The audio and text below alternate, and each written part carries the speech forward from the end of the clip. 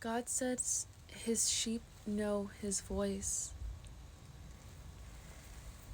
And a lot of us can feel a tugging on our spirit to come back to him and to submit to him and to obey him.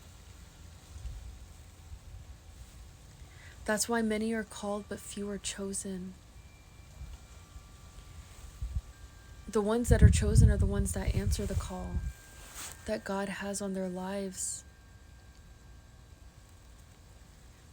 One of the biggest lies from the enemy is that we have time. There's this story about the rich man and Lazarus, and the rich man had a palace, and Lazarus lived outside his palace, and he was poor, he was homeless, and they both died.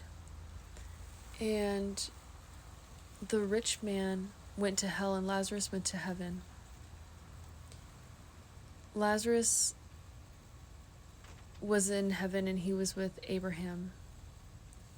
And the rich man could see them. There's like a veil, I guess, that separates the two, where you can see each other. And the rich man was asking Abraham for a drop of water on his tongue to give him even some comfort. And Abraham said no, that he can't do that.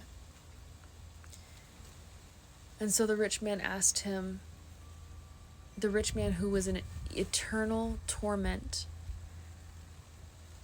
and hellfire, asked Abraham to go and warn his brothers not to come to this place.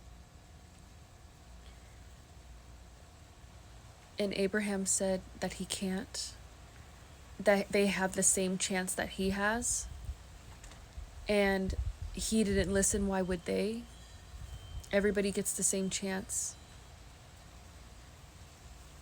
And the rich man is still there from biblical days, in eternal torment and hellfire, wishing he could warn his brothers, wondering if his brothers ever made it there. You still have a conscience in hell.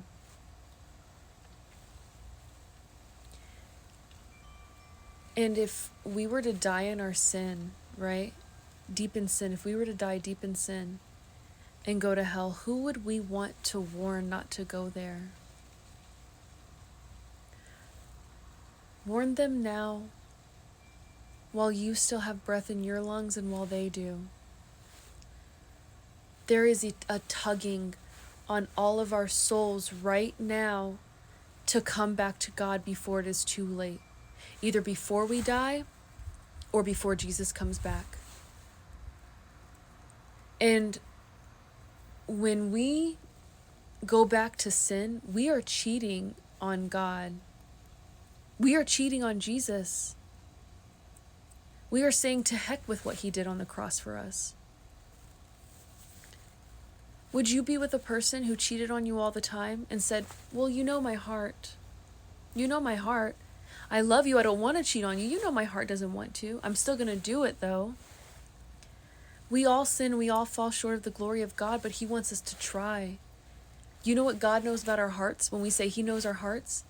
The Bible says the heart is deceitful among all things and desperately wicked. Who can trust it? That's what he knows about our hearts. Would you marry a person like that, who cheated on you all the time? I wouldn't. Would you marry them? I wouldn't. And when Jesus comes back, he is coming for his bride.